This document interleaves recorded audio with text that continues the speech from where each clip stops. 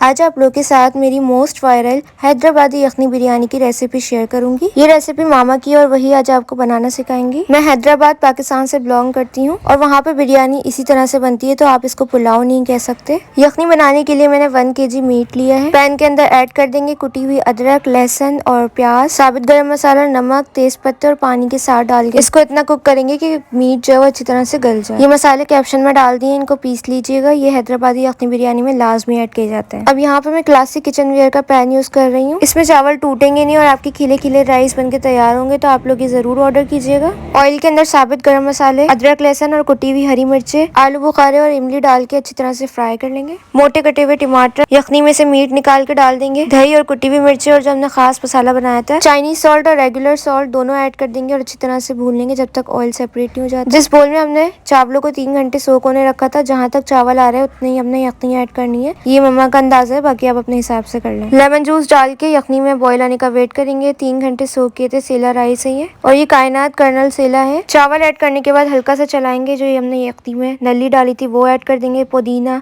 नमक, चावलों के हिस्सों का ऐड करके हाई फ्लेम पे कुक करेंगे।